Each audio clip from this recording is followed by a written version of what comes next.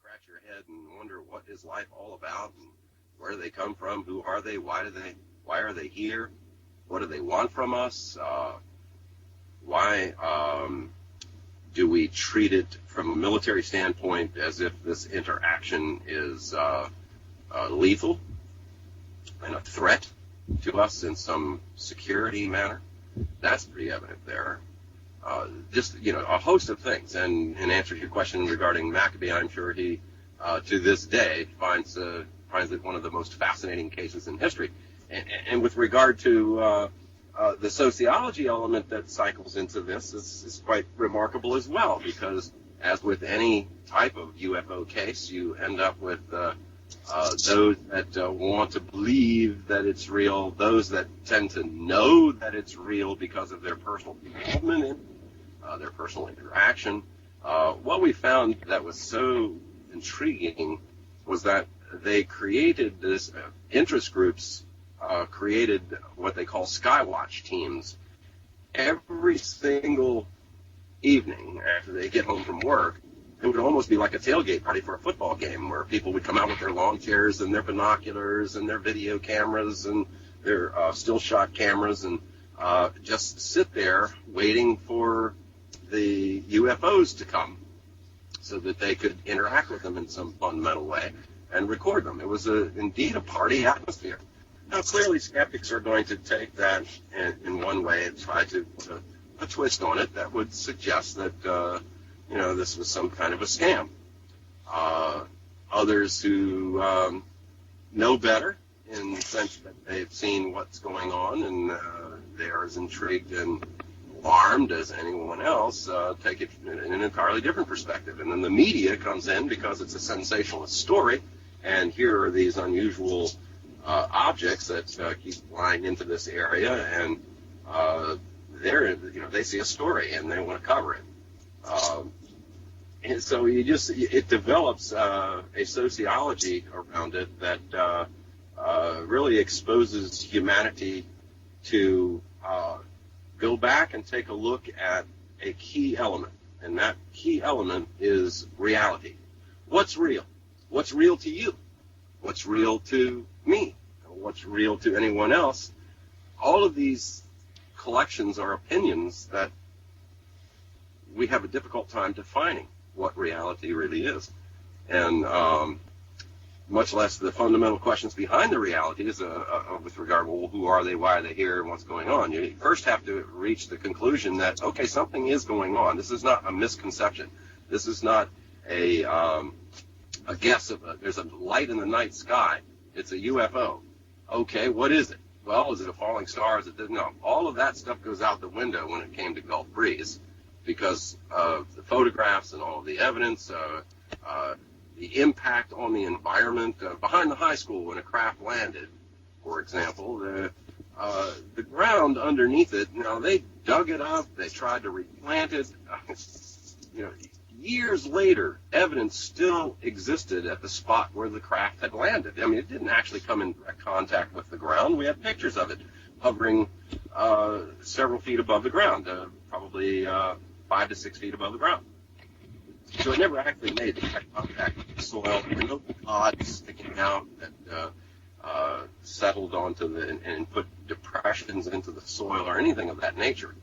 But the impact of the ring and the ground underneath where the craft hovered remained for years. So you had abundance of physical evidence to analyze. You had the sociology, where the school administrators were concerned about people coming out there in the middle of the night and running around in the school field behind the high school. There's any number of different implications that directly impacted the local society there that was related to this particular case of involvement of UFOs. So it's an amazing thing to reach the point where, okay, what are UFOs real? Or I guess one of the biggest questions that was always posed to me was, you believe in UFOs? And my response inevitably was always, well, I don't think it has anything to do with belief. They're either real and they exist, or they don't. The next question becomes, well, what are they if they do? I mean, in the case of Gulf Breeze, I think the proof was that, okay, this phenomenon does indeed exist. There's a lot of elements here. There's a lot of evidence that anyone with a rational mind is going to come away convinced that, okay, something's definitely happening here. What are these craft? They're actually real. They're not models that were double exposed and so on. You've got hundreds of photographers taking pictures all the time. You've got video and film evidence. Clearly something's going on here. You've got a reaction from U.S. military. So, again, more proof that something is indeed going on. And so that, I think, is really what made Gulf Breeze important in the history of ufology, because it gave us something to say, okay, there is a genuine phenomenon here. The rest of the questions of what is it, and what do they want, and what's involved, all follow from that. Sure. And something else that, it's interesting as you speak about sociology. Sociology is also involved with the interactions. So there's, besides the evidence that was collected, whether it be photographic, whether it be the biologic evidence that was gathered from underneath Ed's fingernails, or the effect of, I guess it's the EM effect on the field, on the ground behind the high school. And one other thing that you brought up were the abductions that occurred, in particular the 24 families who moved to the Gulf Breeze area for various reasons, and all had this commonality of going through an abduction experience. Were there any other indications of interactions or any response to the phenomenon that you were observing that would let you know that they knew that you were watching them? Oh, well, now that opens up an arena that could go on for hours, because, yes, the answer to the question clearly is yes. Not only with Ed, but with many others, including myself, where we found ourselves in a situation where high strangeness, as the ufologists term it, transpired.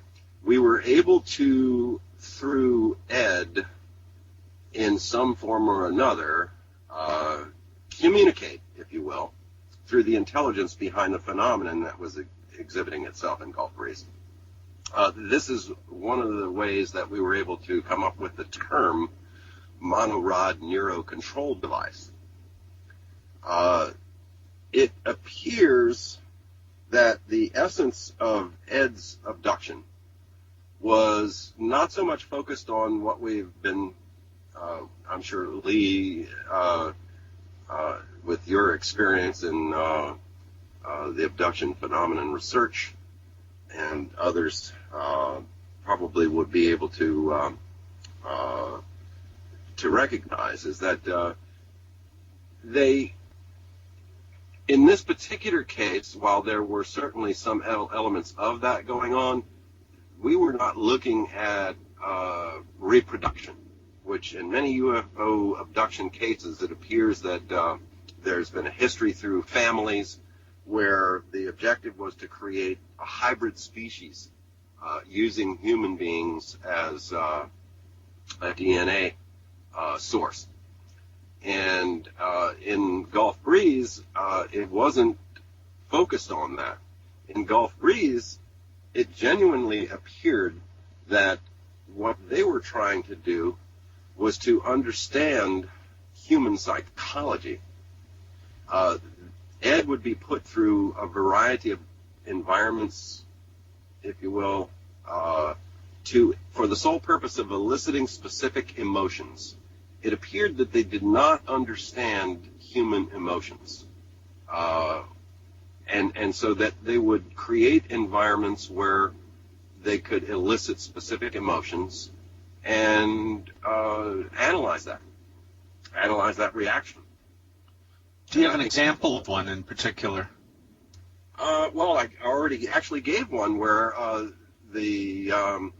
if you'll recollect the scene on the beach where Ed was abducted while taking stereo Polaroid photographs of the craft over the Santa Rosa Sound, he had discovered that by putting his tongue between his teeth, and when they pulsed him with the monorod neurocontrol device, it activated a pain center that knocked out and overrode the impulse of that device. And so he was able to maintain consciousness and therefore attempt to defend himself. And in order to get him to succumb, they implanted imagery in his brain, with the alternative being that they would go get his daughter if he did not come along. So there was a perfect example right there where they were able to apply what they had learned and be able to create an environment.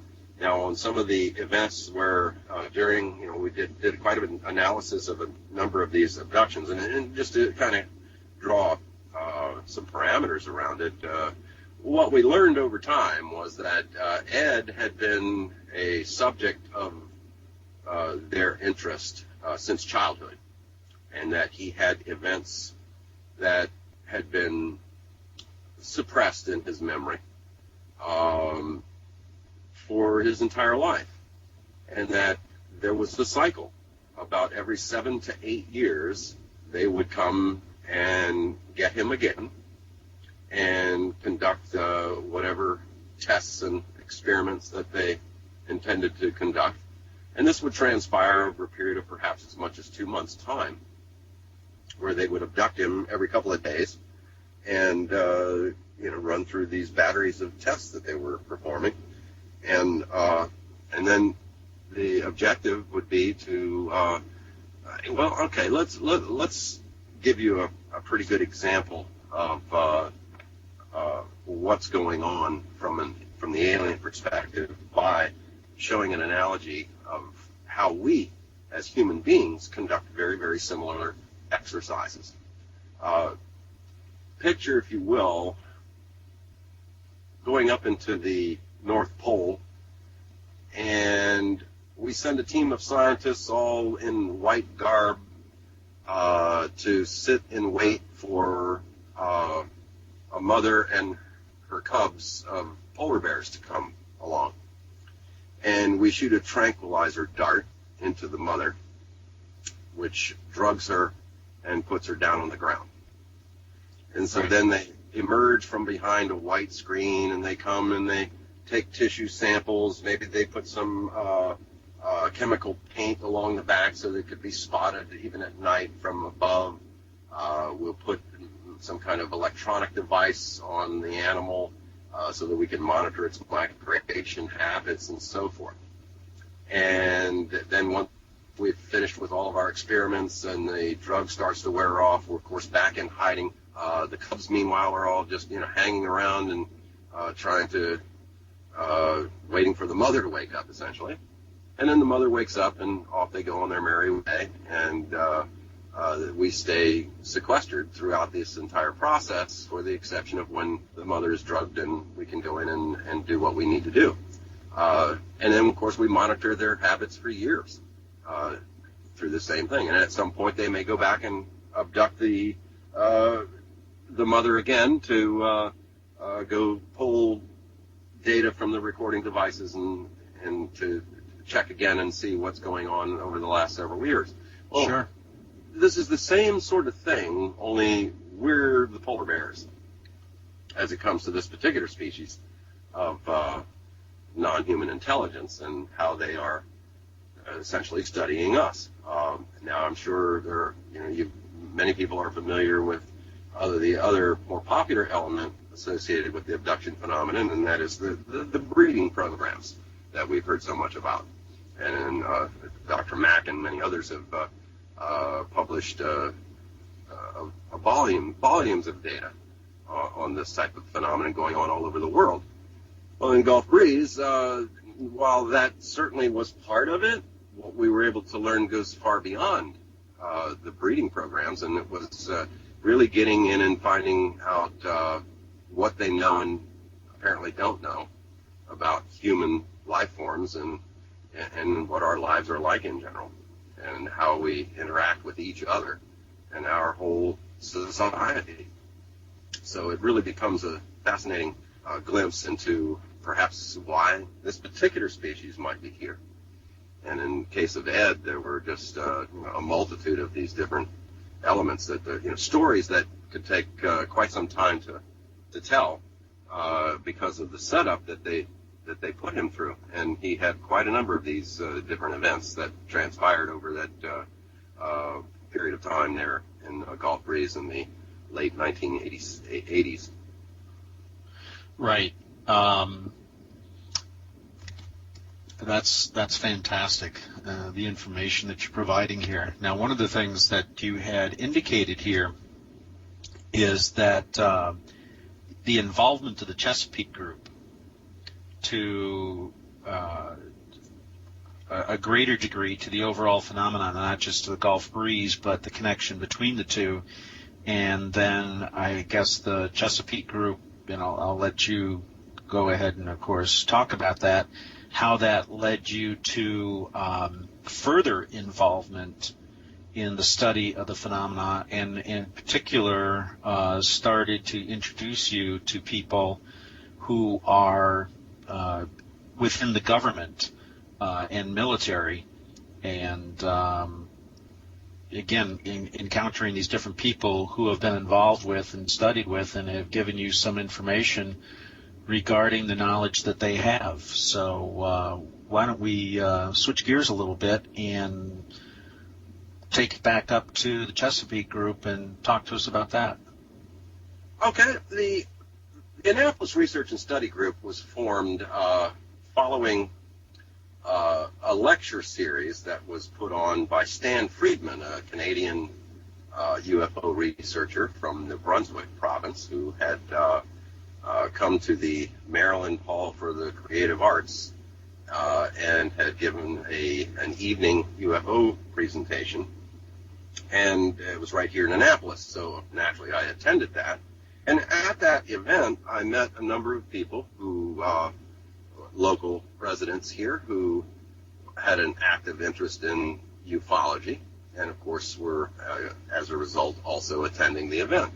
So at the conclusion of Stan's presentation on UFOs, we sort of started talking amongst ourselves in a social environment afterwards, and I met Debbie Regimenti and a number of other folks there who had sort of a loose coalition of interests where they had chatted over the phone a number of times and had an interest in the phenomenon. And we decided, well, let's get together and chat and see what happens. And so the end result of that was we developed the Annapolis Research and Study Group, because we had there were a lot of things going on here in the Annapolis area with, again, a naval presence, not only naval intelligence, but naval technology particularly. And there was a building here, and one of the original members of our group worked at a facility called the ECAC facility, which is an acronym for Electromagnetic Continuity Analysis Center. And what we were able to learn from this individual, that it is the most secure building in the world, in that it is a building within another building, all three electromagnetically secure from any type of shock, any type of solar radiation coming from the sun, any type of nuclear detonation.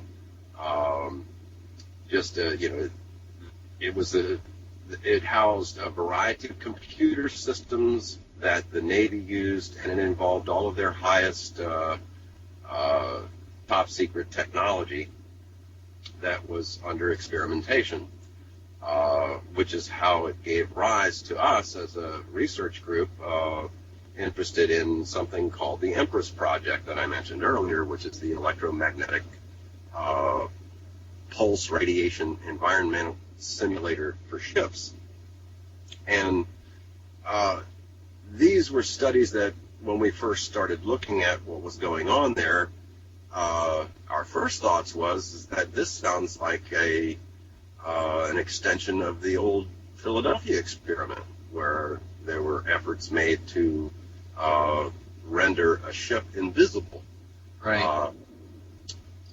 Other projects that evolved from that included things like physical teletransportation, where you could physically take something as large as a ship and relocate it hundreds of miles away into another location. So we had all of these things, this scientific intrigue, everything from science fiction to science fact were all wrapped up into this neat little parcel in this very small little location right here in our own backyard. So I would encourage anyone interested in getting actively involved in UFO investigations and research to find a local group where you have the ability to not have to rely on your own personal biases, your own personal level of experience and expertise. When you have a collection of individuals who bring a dynamic together of different disciplines, you can accomplish some amazing things. And over the course of a couple of years, we started investigating everything in our own backyard as to what was going on in the Chesapeake Bay. And earlier I mentioned there was 1 million fish killed in the Chesapeake Bay, which was the result of a test that was conducted by this Empress project. And from that, we started looking deeper and deeper. We're right here in an area where very close by we have the National Security Agency, located at Fort Meade here in Maryland. And just within a stone's throw away, there are all kinds of military installations. We've got the Naval Academy right here, which is just across a small little creek, if you will, from this ECAC facility, the Electromagnetic Continuity Analysis Center, and they are tied in together. There was the David Taylor Naval Research Center, and the more you branch out and look at your own backyard, we've suddenly found ourselves sitting in an arena of tremendous activity. Just across the bay, we found a facility that was being run by the National Security Agency, where they had actually built a scale model of the Chesapeake Bay and all of its tributaries, and were able to conduct, they could tell you if, for example, let's say through an accident of some sort, a body washed into the watershed of the Chesapeake Bay, they could tell you where the body was going to surface. They had that much data from the Chesapeake Bay to be able to determine. We found facilities along the bay that had linear radar screens. These are these big, giant, it's not a dish, but it's the same concept as a dish, but they're very linear. And they're facing into the water, not up in the sky, which we found intriguing. Okay, they're monitoring underwater traffic through the Chesapeake Bay. What's going on with that? Wouldn't think there would be much, would you? And then just across the bay, they've got this secure research facility that's not open to the public, and yet there's no overt evidence of security. We would go over there and drive up close to the facility, and the next thing you know, black pickup trucks come out and block the access before you even have a chance to approach the facility. So you kind of drive around and you park, down by the water and where there's boat ramps and things like that, and the next thing you know, you're being watched.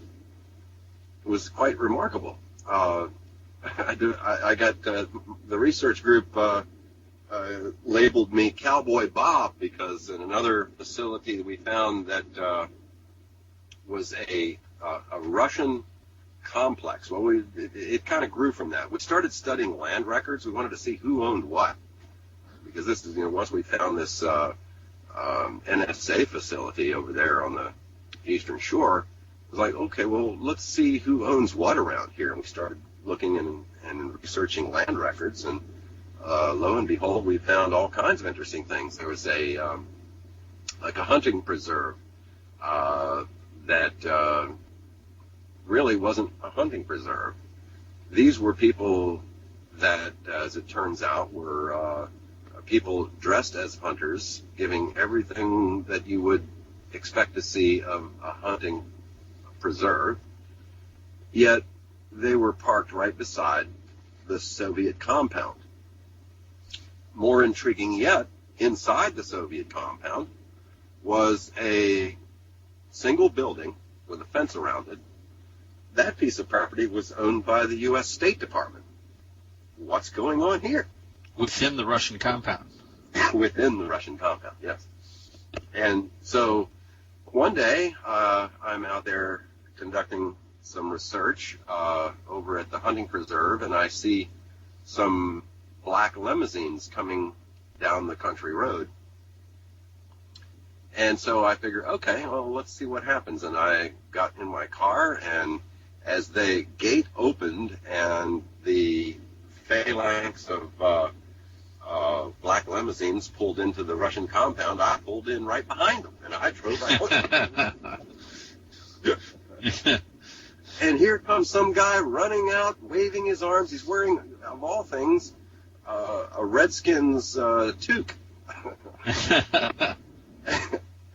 And he's waving his hands at me and, getting me to slow down and stop and so forth. And he says, "Oh, I'm sorry, you can't be here. You must have taken a wrong turn. Here, turn around right here and go." And I was quickly escorted off the compound.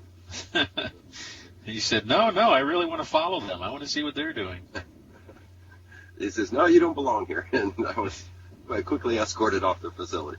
So, but it seemed like, the Cowboy Bob syndrome permeated our entire research group, because it's like we were fearless. We would go anywhere. We went right onto that NSA facility.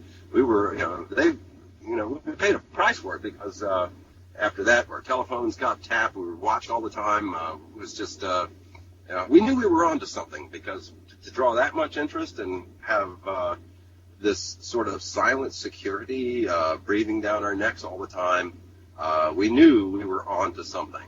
Sure. That we weren't supposed to be privy to, and that's the real value of putting together a team and being able to coordinate and to find things. And our research went well beyond just the local scouting about and getting involved in these little events where we get close and study things up close and personal. We were doing our homework as well. We would study things like at St. John's College in Annapolis. They would always have a guest speaker would come in, and it would be like a fireside chat type of environment. On one such occasion, Lewis Cabot, famously known for being the chairman of Corning, who became the chairman of the Brookings Institution in Washington, D.C. And I was intrigued with the Brookings because I had discovered a number of writings from the Brookings Institution in my research, and I had uncovered a document of which only 3 copies existed. One at the Brookings Library, one at the there's a historical research library in Annapolis, and another one was at the University of Michigan. And it was called "The Proposed Studies for the Implementation of Peaceful Space Activities for Human Affairs." Quite a mouthful of a name. Not your typical research white paper. But important nonetheless. This was published by the Brookings Institution. It was published as a committee print to Congress in March of 1961. What it involved was a study that was initially initiated at the University of Michigan, where they had assembled 200 of the world's top scientists in all of the known disciplines. People like Margaret Mead, anthropologists, sociologists, technologists of all kinds.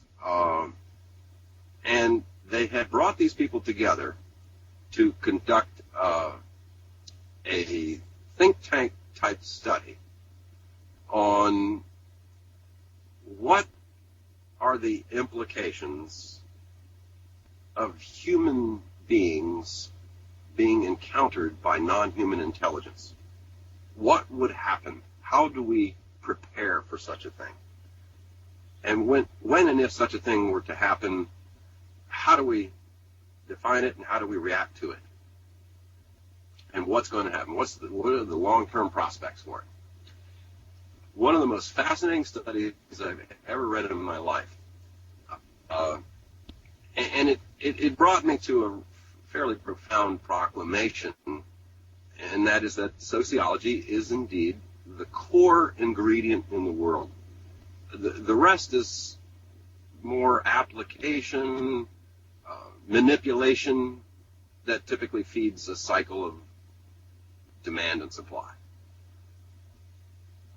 And when I first read the proposed studies on the implications of implementation, of peaceful space activities for human affairs, I began to realize that that's where reality is whatever public conscious deems it to be. I mean, overall, it's a magnificent lesson in how humans have learned to influence future events through the mindset of mankind. And this was the genesis of what I began to realize with regard to ufology, is that they had learned that there's a process called acculturation that takes place that we have seen throughout human history. When a society with differing life ways, and in many ways superior, whether it be technologically or in any way, maybe they learned how to grow better food, maybe they learned how to make better cars, anything that you can perceive of.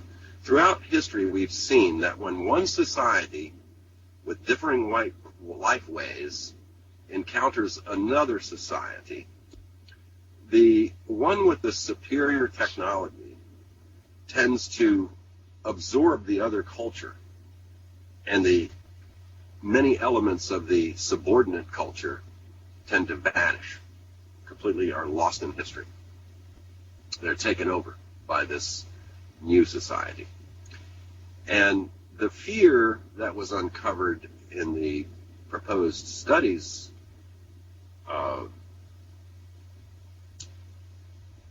element was that if we actually encountered a non-human society, and if they had the ability to get wherever they came from, then we're confronted with a situation where we could lose our identity altogether as a human race and become absorbed within their culture. And that was a scary proposition for many of these 200 top scientists of the world, top technologists, top medical people, and military people, political people. Everyone was concerned about what happens to society if we publicly acknowledge. This is where the study really got down to the focus of, okay, how do we handle this? If we are contacted by an alien civilization, how do we manage that? Do we make this public? At what risk?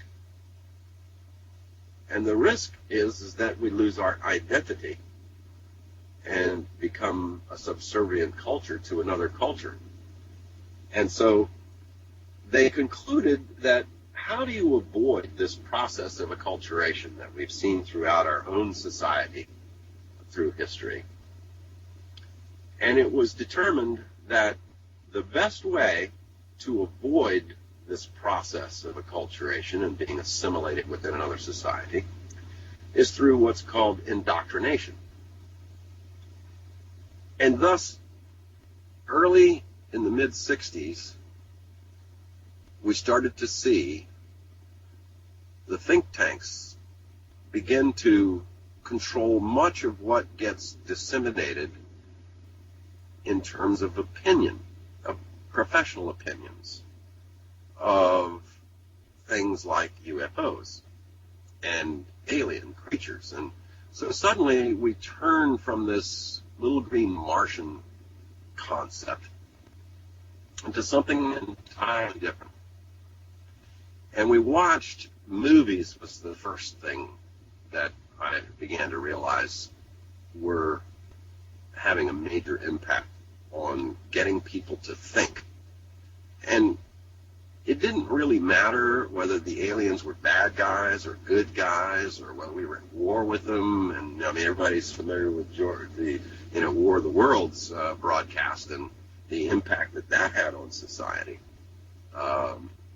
And we began to see so many different things that had happened up through the 60s and into the 70s, and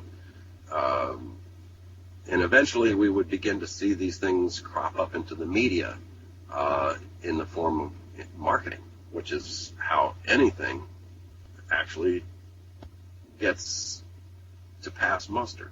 Sure. If you're exposed to a lie 1,000 times, you will eventually believe the lie to be real, rather than whatever it was covering up. And so in the media exposure, we began to see in print advertising for, major corporations, Amoco, and it goes on and on and on with anybody and everybody you can name as it began to evolve.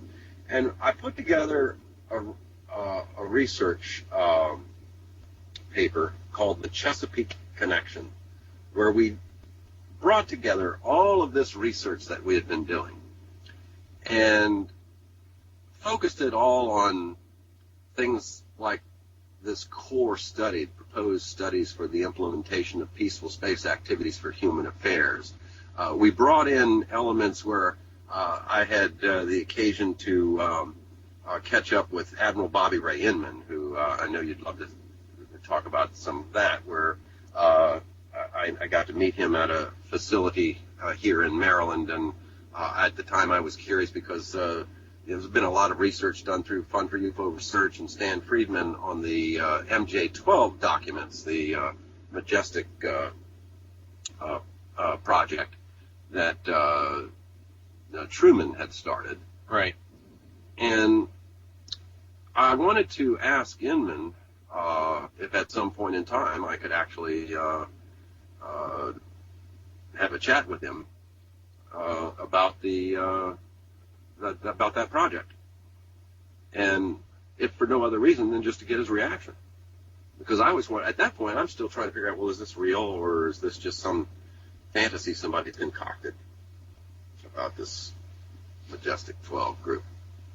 And of course it intrigued me that it was certainly something that I thought was possible, because look, I was doing the same thing. I had put together this Annapolis Research and Study Group.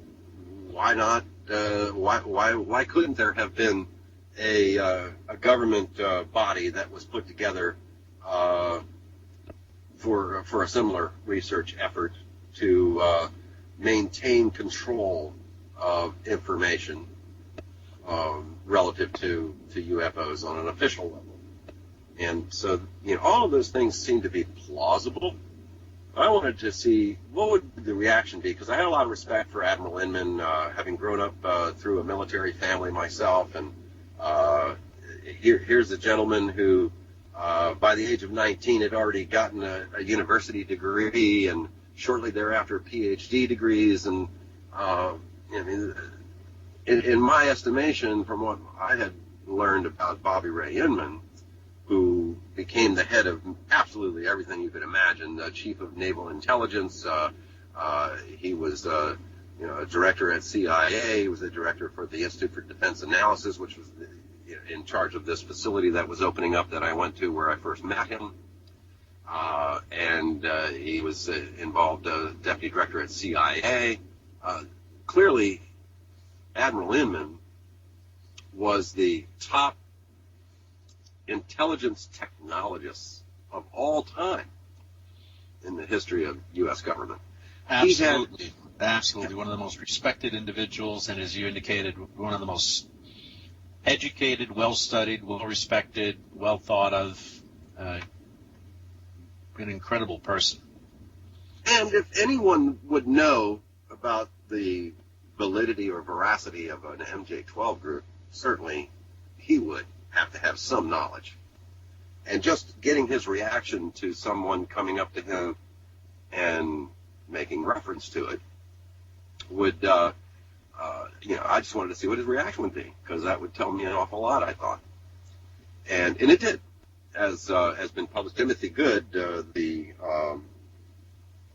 UK researcher and publisher of a multitude of anthologies in ufology, and Love Top Secret and Beyond Top Secret and Alien Update and Alien Contact and Alien Liaison, and just a tremendous volume of data as a researcher, certainly one of the most prolific in the field that we've ever had.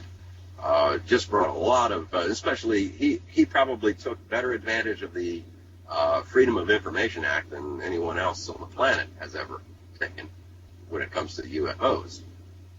And he was able to document so much. And so it was fortunate for me that he had taken a keen interest in a lot of my research and our team's research, that he frequently visited, and he would document quite a number of the findings that we were uncovering. But it all came together in the publication of the Chesapeake Connection, which was presented to the annual symposium for the Mutual UFO Network. And when we first published it, the core ingredient to the Chesapeake Connection research was that we had uncovered an indoctrination process that was very elusive in many ways, because you couldn't tell who was controlling what. But what was abundantly evident was that we were being indoctrinated as a society into accepting the reality of the potential existence of a non-human species, and furthermore, being able to recognize we may not be the most advanced civilization in the cosmos. So this was a reality that heretofore most of humanity was not willing to accept. And here was a clear indoctrination process cramming it down our throats, subliminally embedding it in our minds through television commercials and movies and just about any kind of media element you could find. And the counterbalance, amazingly, was the network news people still tended to smirk at UFO stories as they came and went. Just an extraordinary phenomenon in and of itself, the sociology of indoctrination and how it has evolved. And I was the first one to present to the UFO community that this indeed was going on right under our noses, and that there was indeed a purpose behind it, and that there were studies that initiated this that went back to the late 50s and early 1960s that had been sanctioned by Congress. Undoubtedly, it's out there.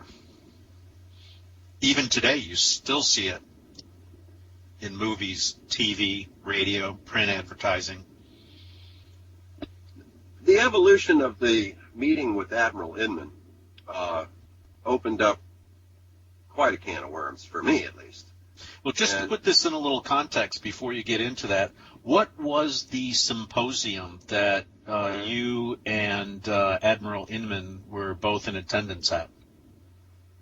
It was the University of Maryland had somehow managed to merge various departments with the National Security Agency. And within the National Security Agency is the Institute for Defense Analysis, of which Admiral Inman had was a founding director. And of course, he was also the head of NSA at one point. Now, he was brought in to be a keynote speaker at it was the unveiling of this center for the Institute for Defense Analysis at a complex that was surrounded by a quasi university-sponsored / commercial endeavor. So they had built this facility called the Institute for Defense Analysis around a technology park, if you will. And this was the first building there. And this was the dedication of the Institute for Defense Analysis, where I went to meet with Admiral Inman, who was the keynote address speaker there. And I just happened to, I was preparing myself to get in line with where I, had surmised that he would have to travel through in order to kind of get myself in front of him to have a quick introduction. And that's what I did. I just literally stepped in front of him as he was walking after he had concluded his address. Another cowboy Bob move. Yeah, I suppose, it could certainly be characterized in that fashion. I just, it wasn't, I respected the man, so I wasn't, some radical jumping out and trying to disrupt some sort of, a proceeding or anything. He had concluded his address, and he was basically getting ready to leave the facility. So I just happened to step in front of the path that he was coming down, and just offered a quick handshake and handed him my business card and inquired if it would be okay if I was to contact him at some point regarding MJ-12. And I'm locked eye to eye with the guy. I want to see his reaction. Right. And he just, he smiled and gave a knowing nod and said, okay. No hesitancy on his part, no attempt to sidestep it, just okay. Correct. And so right there, I said, oh my God, this is real. He knows about it. It was clear from his reaction that he knew exactly what I was talking about. Because he didn't hesitate, he didn't act like confused or what are you talking about, or there was no follow-up as to he wasn't trying to get me to further define it. Right. What's MJ-12? Yeah, what do you mean? Absolutely. Yeah, it was a very, and as I later learned, as I was able to develop an interaction with Inman and Tom King, his attaché, he is very brief, very concise, and direct to the point. He doesn't beat around bushes, and he will ask if he doesn't understand what you're looking for. So as the relationship evolved, it became more and more evident, reflecting back on that initial encounter, that, oh yeah, MJ-12 is something genuine and he knows what it is. We may be way off base in our analysis of what MJ-12 is, what it was created for, and what their purpose is, but he clearly understood what was going on. After that first encounter, did you ever really think that there was going to be a follow-up, or were you thinking at the time that, well, I got this little tidbit of information, this glimpse into what he may know and whether or not MJ-12 is real?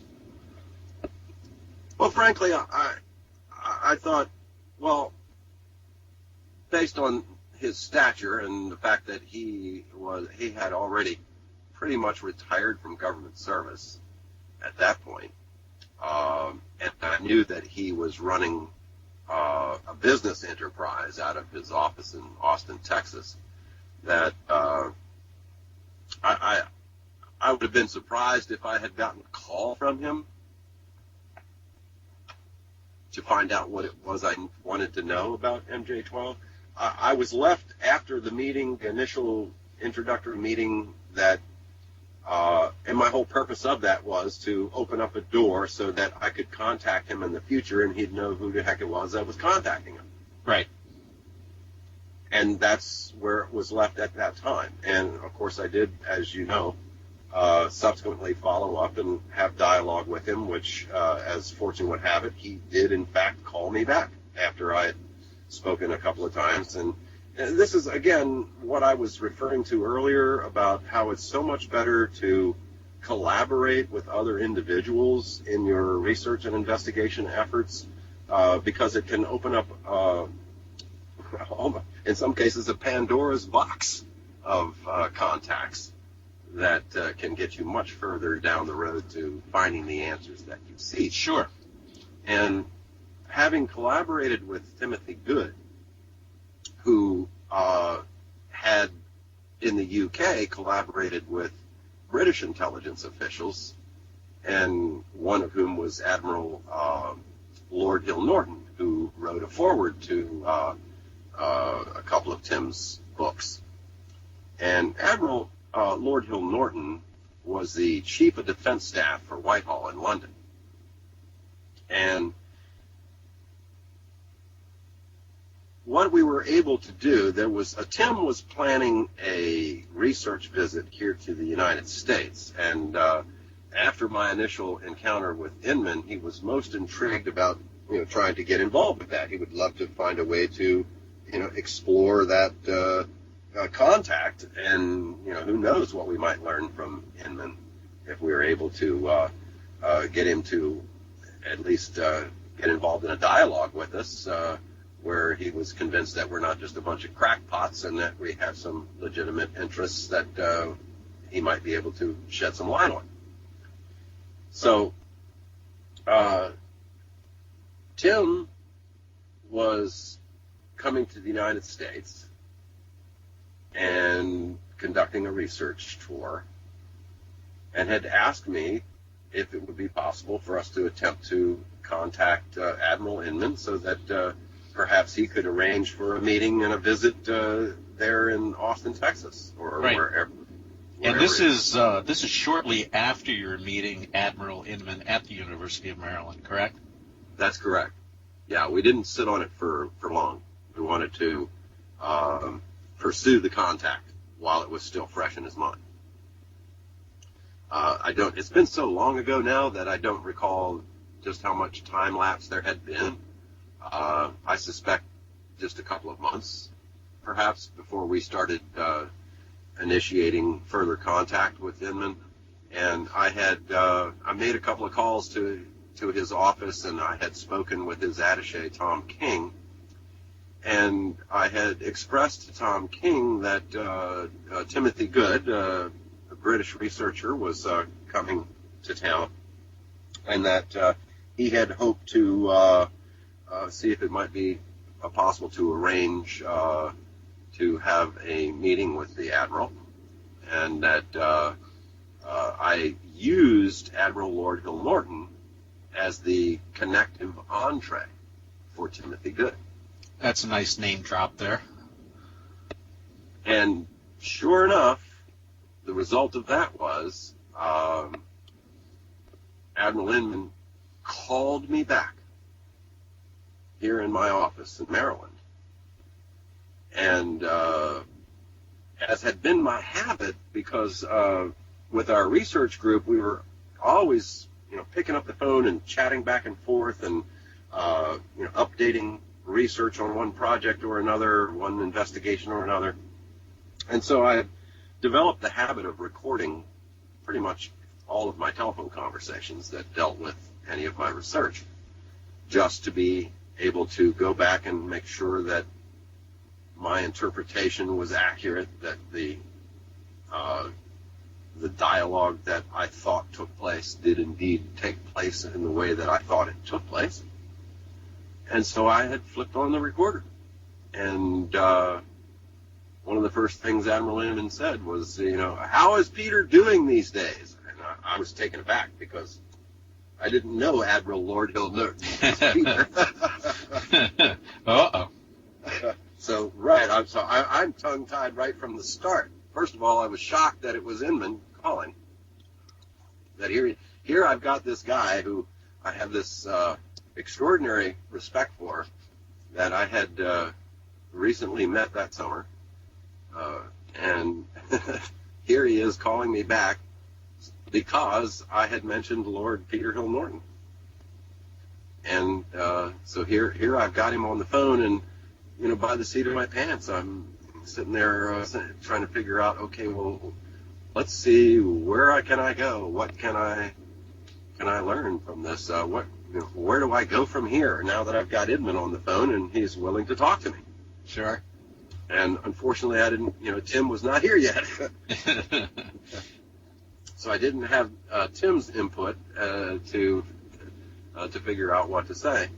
But I did have a pretty good idea of the things. I mean, I had mentioned MJ-12 previously, and I was quite interested in a number of other things that were going on that I had been learning about, including facilities out in the Nevada test range and Area 51, and some of that activity that had transpired, suggesting that we clearly had possession of vehicles that were not made by humans, that had a technology that we were still trying to sort out.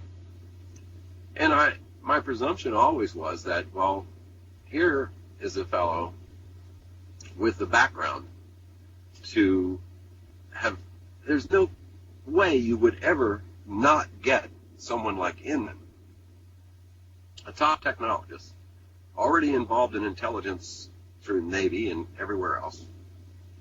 How could he not know what's going on with regard to UFOs, and what does the government have in terms of equipment that has been obtained from crashes or various interactions? And so here I am, and I've got this man on the phone, and now I've got to figure out how to find out how to go from here. Yeah, that's, I can imagine that at this point in time, throat's getting a little dry, not starting to appear in the stomach, but you've been presented with the opportunity of all opportunities. So how did you end up broaching the subject, or getting past the subject matter of knowing whether or not Lord Peter was doing fine? Well, I just kind of winged it. My presumption was that, I knew that he was alive and well and actively involved in some of the research that Timothy Good was doing. So I just said that he's doing fine, and, sends his regards or something to that effect. And then immediately delved into more critical matters. And in fact, I believe you actually have a recording of the conversation that I had with Inman. Yes, we do, but for the purposes of the interview here, why don't you take us through that conversation, how it went? Because, again, one thing a recording does not necessarily carry through is the impressions and feelings that you had at the time as to the information that was coming across. I mean, we can hear the digital reproduction of what occurred, but it's nothing like having the first-hand account of that conversation, which, of course, you were one of the two parties. So why don't you take us through that convo? Okay, well, essentially after the initial greeting and the acknowledgement of the Admiral of the Fleet, Lord Hill Norton, I mentioned that, I've been spending a great deal of time researching the phenomenon, and technologically, I think I might have some very interesting things to offer. So I'm essentially giving him the idea that, okay, I've got some things that I can contribute, and perhaps he would be willing to hear me out.